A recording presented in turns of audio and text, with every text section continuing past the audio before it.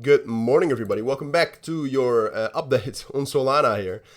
Wanted to give you my thoughts on the current situation, what's going on. Yesterday was quite a volatile day, so we'll talk about what happened there as well. I actually longed Solana yesterday in the afternoon.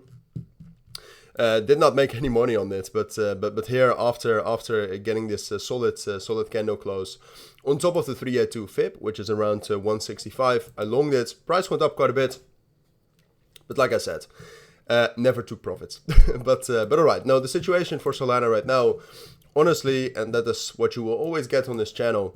Honestly, it's not looking too great. All right. Technically, we're still bullish as long as we're holding this level right here.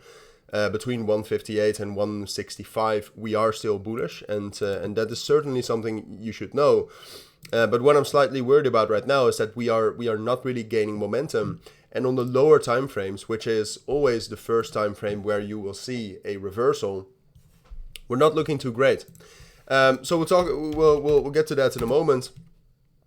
First of all, I'm still a big fan of Solana. Right, Solana is, outside of Bitcoin and Ethereum, well, no, I actually hold more Solana than Ethereum right now, in dollar value at least. That's certainly changed. I'm still a big fan of Solana, but if you look at the fundamentals here, and we already talked about that yesterday, there is a decline. There's a decline. There's a downtrend in the strength of the fundamentals, and that is something you should know. And then if we look at the markets in general, Bitcoin looks quite weak. Solana against Bitcoin also turned much more bearish than what it was in the last week or week and a half. So fundamentally, we cannot be too bullish on Solana here, unfortunately. All right, I'd want to be, but still.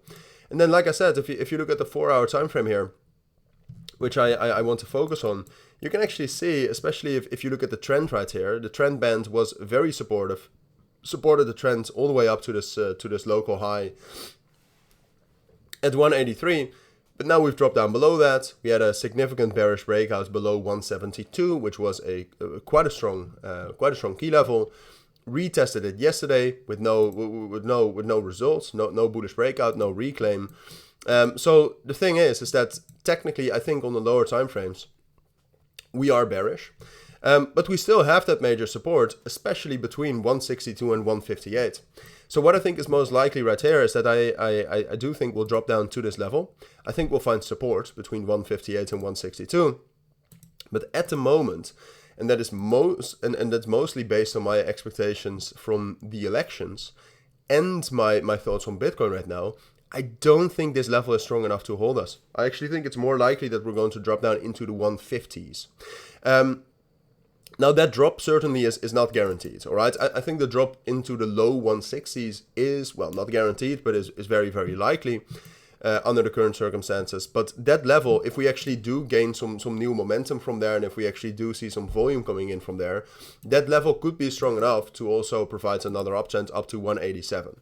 All right, I will keep you updated on that. All right, that is not something we can know right now because it very much depends on how we react to that level and what Bitcoin is up to at that point of time. If, for example, we have a very weak Bitcoin dominance and Solana actually does see an increase in open interest from that level, we can just as well just find support there and rally back up to the high 180s, like I said. But under the current circumstances, where we see a loss of momentum, a negative or at least negative development in the fundamentals, and a bearish Bitcoin, I would say this is most likely. All right. So if anything else happens before I make an update, I was wrong. But like I said, I'm pretty confident on this analysis at the moment. But that's what I think you need to know. For now, thank you for watching. Have a great weekend and bye.